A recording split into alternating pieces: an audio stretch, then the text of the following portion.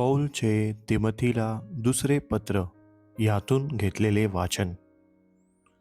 प्रिय मुलगा तिमोथी, याला ख्रिस्त येशूमधील जीवनविषयक वचनानुसार देवाच्या इच्छेने ख्रिस्त येशूचा प्रेषित पौल याच्याकडून देवपिता आणि ख्रिस्त येशू आपला प्रभू यांच्यापासून कृपा, दया आणि शांती असो. मी आपल्या प्रार्थनांत रात्रंदिवस तुझे स्मरण अखंड करीतो आणि तुझे अश्रू मनात आणून तुझ्या भेटीने मी आनंदभरीत व्हावे म्हणून तुला भेटण्याची फार उत्कंठा बाळगितो. तुझ्यामध्ये असलेल्या निष्कपट विश्वासाची मला आठवण होऊन ज्या देवाची माझ्या पूर्वजांपासून चालत असलेली सेवा मी शुद्ध विवेकभावाने करीतो, त्याचे मी आभार मानितो. या कारणास्तव मी तुला आठवण देतो की देवाचे जे कृपादान माझे हात तुझ्यावर ठेविल्यामुळे तुझ्या ठायी आले आहे ते प्रज्वलित कर. कारण देवाने आपल्याला भित्रेपणाचा नव्हे तर सामर्थ्याचा, प्रीतीचा आणि संयमनाचा आत्मा दिला आहे. म्हणून आपल्या प्रभूविषयीच्या साक्षीची आणि मी जो त्याचा बंदिवान त्या माझी तू लाज धरू नये, तर देवाच्या सामर्थ्याचा परिणामाने सुवार्तेसाठी माझ्याबरोबर दुःख सोसावे.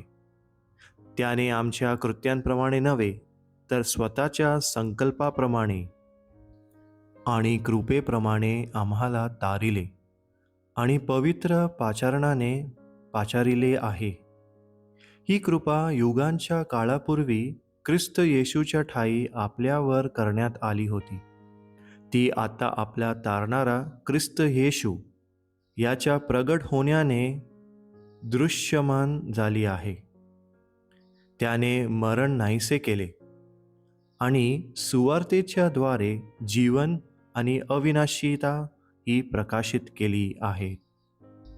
मला त्या सुवार्तेचा घोषणाकर्ता, प्रेषित आणि शिक्षक असे नेमिले होते.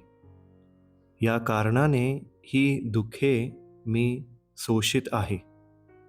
तरी मी लाज धरीत नाही, कारण मी ज्याच्यावर विश्वास ठेवला आहे त्याला मी जाणतो आणि तो माझी ठेव त्या दिवसासाठी राखाव्यास शक्तिमान आहे, असा माझा भरवसा आहे. प्रभूचा शब्द. देवाला धन्यवाद.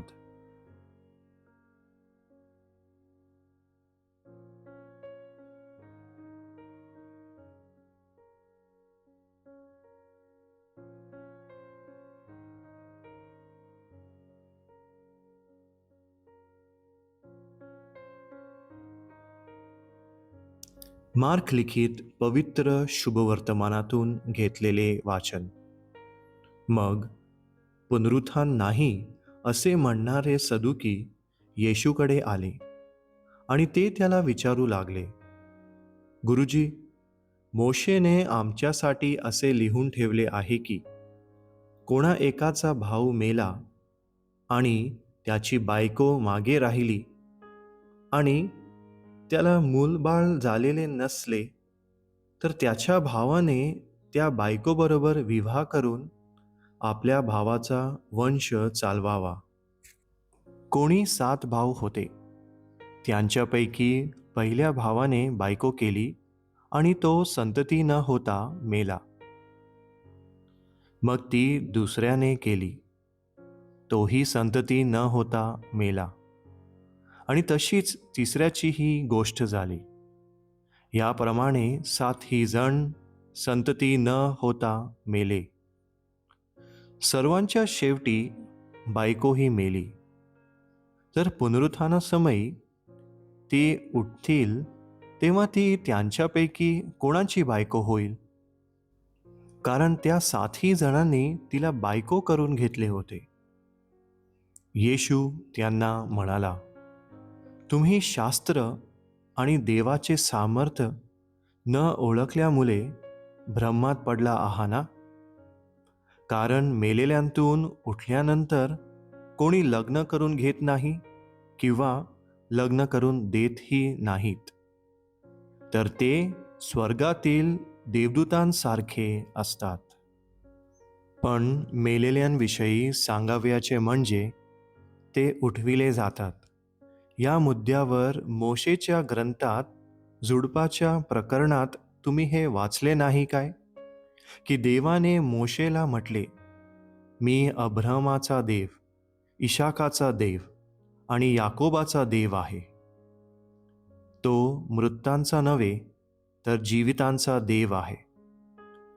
तुमचे अगदीच चुकत आहे. प्रभूचे हे शुभवर्तमान, हे प्रभू येशू ख्रिस्ता, तुझी स्तुती असो.